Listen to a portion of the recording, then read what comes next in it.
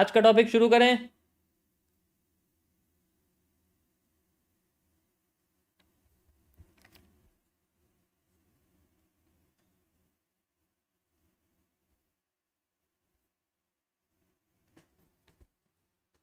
Okay.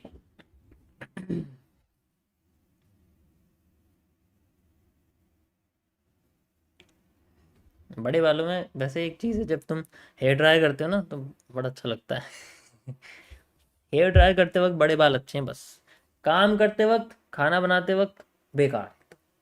बांधो, फिर ऐसे ऐसे करो उसको, ठीक है, उस टाइम बड़े बेकार लगते हैं, लेकिन वैसे ठीक है, वैसे कोई प्रॉब्लम नहीं है। ठीक है, ओके, शुरू करते हैं। कल मैंने आपको ये समझा दिया था। ओके, तो आप इसमें देख सकते हो, घबराने की ज़रूरत नहीं है। जो नए लोग हैं, अजीब सा लग रहा होगा आपको, ये क्या बता दिया, ये क्या है, ये क्या है। ये बस हमारी 7 साल का एक्सपीरियंस है और कुछ नहीं है। चलो, अब मैं आपको आगे बताता हूँ इसके अंदर। जैसे मैंने आपको एक पार्ट बताया था, ठीक है, अपग्रेड एसएमसी के बारे में। अब आपको थोड़ा सा मैं एंगल एनालिसिस के बारे में बताता हूँ। एंगल यानी कि आप इसको रेंज से भी जोड़ सकते हो। वैसे मैंने एंगल लिखा हुआ है, लेकिन आप इसको रेंज से भी यहाँ पर जोड़ सकते हो। शुरू करें। अब शांत हो जाओ, अब मत बोलो कोई भी, प्लीज़।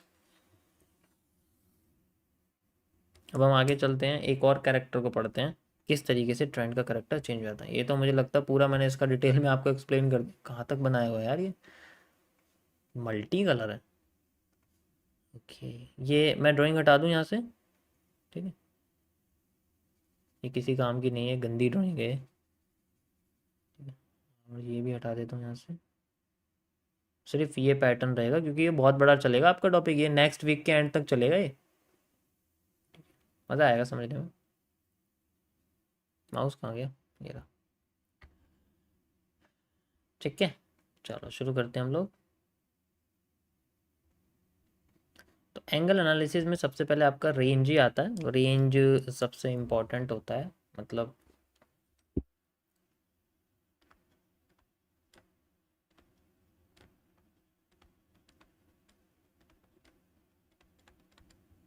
Range analysis. ठीक है, थोड़ा सा एडवांस में आपको बता देता हूँ इसके बारे में।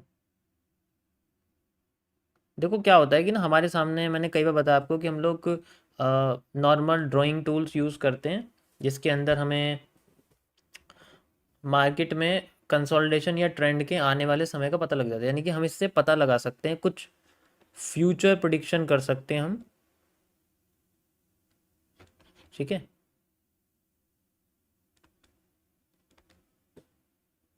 फ्यूचर प्रिडिक्शन किस तरह की, इस तरह की कि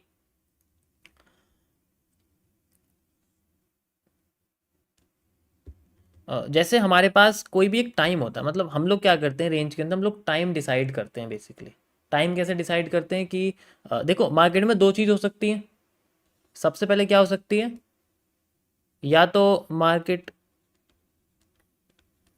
कंसोलिडेट होके ट्रेंड बना सकती है ना, सबसे पहले ये कर सकती है। और फिर ट्रेंड बना के कंसोलिडेट कर सकती है। That's it. इसमें से कोई दो चीज़ होती है, मतलब सॉरी, एक चीज़ होती है इसमें से कोई। जैसे अगर मैं इसकी बात करूँगा तो consolidate then trend, trend then consolidate. अब ये कंसोलिडेट आपका कोई भी सीसीपी हो सकता है, कोई भी सीसीपी आपका ये हो सकता है बेसिकली। मैं इसको थोड़ा सा अलग फॉर्मेट में आपको दिखाता हूँ बना के, ठीक है। ये जो आपका कंसोलिडेट है बेसिकली, यहाँ पर आप समझो सीसीपी से मतलब,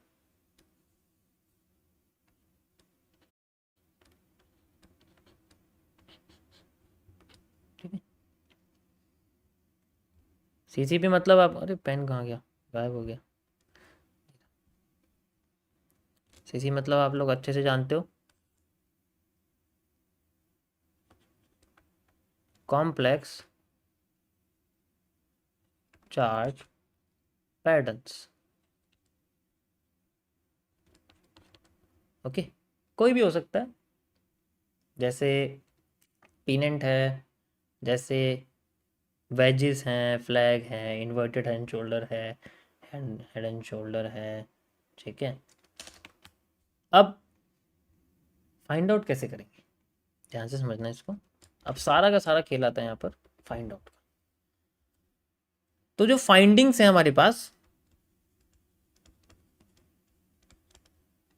ये सारी चीज़ें डिपेंड करती हैं हाई ऑब्जर्वेशन के ऊपर। ठीक है, ये हाई ऑब्जर्वेशन स्किल्स के ऊपर डिपेंड करती हैं आपकी।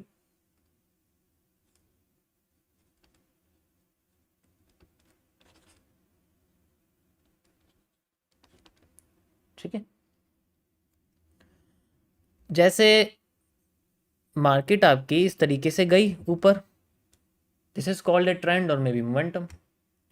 या तो हम इसको ट्रेंड कह सकते हैं, ट्रेंड मतलब जिसमें मल्टी कलर कैंडल्स होती हैं, ग्रीन भी होती है, रेड भी होती है, ग्रीन भी, लेकिन मेजोरिटी ग्रीन की है तो ये अप ट्रेंड होता है। या फिर मोमेंटम हो सकता है जिसमें एक ही कलर की कैंडल है, सिर्फ ग्रीन है, तो ग्रीन कलर की कैंडल है तो उसे मोमेंटम कहते हैं। होती डायरेक्शन बुलिश है, लेकिन दोनों के नाम अलग अलग होते हैं। अब यहाँ पर मार्केट क्या करती है, कंसोलिडेट करना शुरू करती है। मान लो कोई भी पैटर्न बना रही है, हमें नहीं पता मार्केट किस तरीके से आगे जाके फॉर्मेट करेगी, कब जाएगी आगे, हमें नहीं पता। उसके बाद मार्केट क्या करती है, नीचे गिर जाती है, ऐसे करके नीचे गिर जाती है, गिर गई नीचे। नीचे गिरने के बाद मार्केट फिर से कंसोलिडेट करती है। मान लो ये फिर से इसने कंसोलिडेट करा। अब हमें कब पता लगेगा कि ये कब उठेगी, इसका एक आइडिया हम लगा सकते हैं just because of the range analysis. जहां से इसका कंसोलिडेशन शुरू हुआ था, जहां तक इसका कंसोलिडेशन खत्म हुआ था, ये पूरा का पूरा एक जोन होता है, इसे हम पूरे रेंज बोलते हैं। ठीक है, ये एक पूरी आपकी रेंज होती है। ठीक, this is called a range. और इसी रेंज से हम लोग फाइंड आउट करते हैं डायरेक्शनल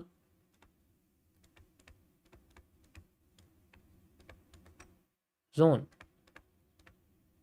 जिसे आप लोग रेंज रिवर्सल भी कह सकते हो। आसान भाषा में इस लाइन का नाम मैं रखता हूं रेंज रिवर्सल।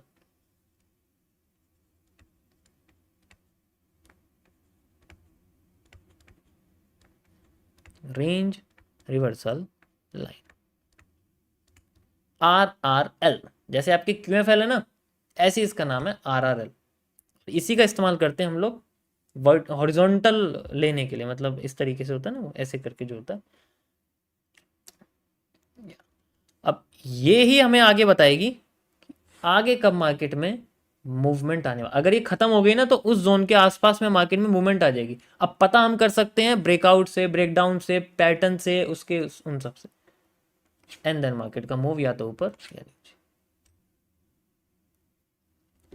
मैं आपको करके दिखाता हूँ। ठीक है, ये तो इसमें तो कोई प्रॉब्लम नहीं है ना। Let's see on the chart, ये हमारे सामने बना हुआ है। ठीक है, अभी जैसे मार्केट आपके सामने नीचे गिरी है ना, अभी लाइव में ही गिरी है ना, आपके सामने लाइव गिरी है ना। लेट्स सी, लाइव देखते हैं। ओके, यहां पर आप देखो ये सेलिंग आई है मेरे पास, सेलिंग यहां तक आई है। The sell zone is up to this. Demand zone कहां से क्रिएट हुआ, यहां से। अगर आप यहां से देखोगे, ये डिमांड जोन क्रिएट हुआ, ये यहां तक गया, ये एरिया आ गया, दिस इज। अब मेरे सामने लाइन आती है, यहां से शुरू होती है एंड यहां तक खत्म हो जाती है लाइक दिस। और मेरे सामने यहां से यहां तक का जो जोन है, this is called a RRL। ठीक है, range reversal line, and I will use this next supply. Copy paste करी, सेम आई, सेम के बाद फिर कंसोलिडेशन हुआ। अब पता करना है इसका कंसोलिडेशन कब, ये उठा के मैं इसको यहाँ लगा दूंगा and I have the move. और मार्केट ने करीब करीब आप देखो इसी जोन पे आके मार्केट ने, मैंने क्या बोला, जोन एक क्रिएट करेगी, जोन पे आते मार्केट हमें रिवर्सल देना शुरू करते हैं। बाकी हम लोग इसका एक फाइंड आउट कर सकते हैं कि मार्केट किस तरीके से रिवर्स कर रही है, कैसे कर रही है, वो सारी चीज़ें हम लोग CCPs के साथ इसे इंक्लूड कर सकते हैं। समझ में आया? ये तभी समझ में आएगा जब सप्लाई डिमांड अच्छे से मेजर करनी आ जाएगी। वैसे तो बेसिक है, इतना कुछ नहीं है, बट और दिखाता हूँ आपको। ठीक, और दिखाता हूँ, पीछे चलते हैं थोड़ा सा। ठीक, कहीं भी लगा लो इसको, तो उससे क्या फ़र्क पड़ रहा है, जितना ही बड़ा हो जितना ही छोटा हो। ओके, सो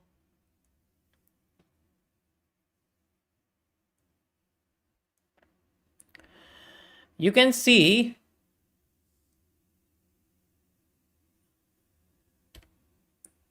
मैं आपको बार रिप्लाई करके दिखाता हूँ। ये जैसे मान लो यहाँ पर मार्केट ने हमें सप्लाई दी है, ठीक है, सप्लाई दी है तो डिमांड आनी चाहिए, यस डिमांड आनी चाहिए बिल्कुल।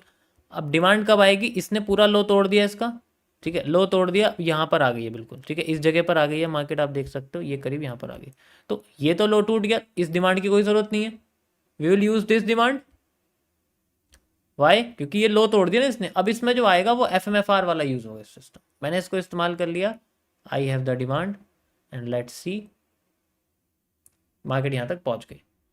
अब ये थोड़ा सा वॉल्यूम बर्स्ट कर रही है, या फिर आप कह सकते हो यहाँ तक का एरिया है, यहाँ वॉल्यूम बर्स्ट है आपका, ये लगा हुआ है, तो मार्केट नीचे आ रही है, ठीक है। अब मार्केट में हमें सप्लाई देखने को मिल रही है, लेट्स सी कि मार्केट में सप्लाई आती है, ठीक है, कोई प्रॉब्लम नहीं।